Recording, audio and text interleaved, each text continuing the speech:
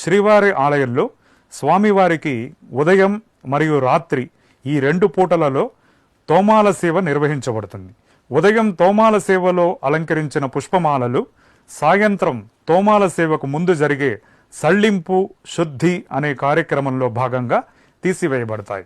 ఇలా తీసివేసిన పుష్పమాలలను ఆలయంలోని 2వ ప్రాకారంలో అంటే సంపంగి ప్రాకారంలో ఈశాన్య మూలకి దగ్గరగా ఉన్న పూలబావిలో సమర్పించే ఆచారం ఉన్నది.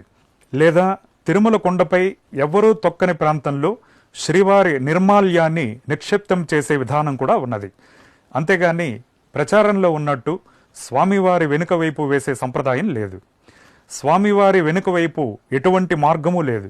అలాగే శ్రీవారిని అభిషేకించిన తర్వాత ఆ జలాలన్నీ గర్భాలయంలోని సోమసూత్రం అంటే నీరు బయటికి వెళ్లేందుకు ఏర్పాటు చేసిన తూము ద్వారానే బయటికి వెళుతుంది.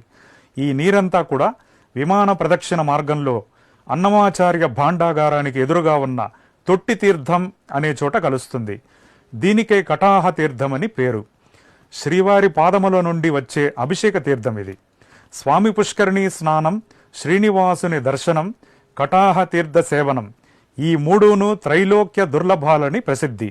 ఈ కటాహ తీర్థ జలాన్ని ఎవరైనా ఎప్పుడైనా పానం చేయవచ్చని, ఈ తీర్థం బ్రహ్మహత్యాది మహాపాపాలను తొలగించడమే గాక కర్మరోగాలైన భయంకర వ్యాధులను కూడా పోగొడుతుందని స్కాంద పురాణాంతర్గత శ్రీ వెంకటాచల మాహాత్మ్యం తెలియజేస్తోంది.